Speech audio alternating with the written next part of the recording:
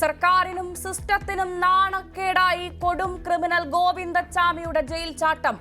പിടികൂടിയത് തലാപ്പിലെ ആളൊഴിഞ്ഞ കെട്ടിടത്തിന്റെ കിണറിൽ നിന്ന്. പോലീസിനെയും നാട്ടുകാരെയും മുങ്ങി നടന്ന് 6 മണിക്കൂർ. ഗോവിന്ദച്ചാമിയെ പിടികൂടിയത് നാട്ടുകാരുടെ ഇടപെടൽ. അയാൾ ജസ്റ്റ് ഒന്ന് നോക്കി നോർമലി നടന്നുപോയി. അപ്പോൾ ഞാൻ ജസ്റ്റ് തൊട്ടടുത്ത ഒരു ചായക്കടയിലുള്ള ഒരാളോട് ചോദിച്ചു, ഇന്ന ആളാണോ സംശയം ഉണ്ടെന്ന് പറഞ്ഞു. അപ്പോൾ എന്നാൽ നമുക്ക് നോക്കാമെന്ന് കരുതി ഞങ്ങൾ ജസ്റ്റ് തിരിയുമ്പോഴേക്കും ആളെ വിളിച്ചപ്പോഴേക്കും ആൾ തൊട്ടെന്ന് തന്നെ പേര് വിളിച്ചു. ഇതാ ഗോവിന്ദസ്വാമി എന്ന് വിളിക്കുമ്പോഴേക്കും തന്നെ ആൾ ഉടനെ തന്നെ മതിൽ, ഈ പണി നടക്കുന്ന വീടിൻ്റെ ഉള്ളിലെ മതിലേക്ക് വന്ന് ആ മതിലെടുത്ത് ചാടി കാട്ടിലേക്ക് പോകണം ചെയ്തിട്ടുണ്ടായിരുന്നു.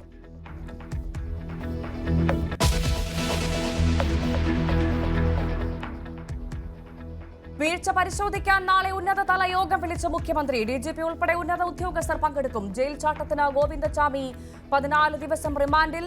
വിയൂർ ജയിലിലേക്ക് മാറ്റില്ല. ജയിലിൽ ഉൾപ്പെടെ എത്തിച്ച് തെളിവെടുത്തു.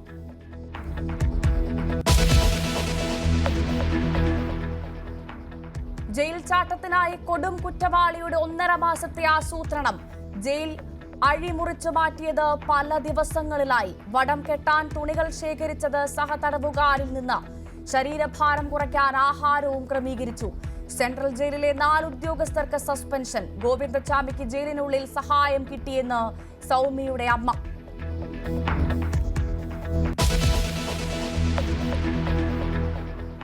ഗോവിന്ദച്ചാമിയുടെ ജയിൽ ചാട്ടം ആയുധമാക്കി പ്രതിപക്ഷം. കണ്ണൂർ ജയിൽ ഭരിക്കുന്നത് ക്രിമിനലുകളെന്ന് വി.ഡി. സതീശൻ.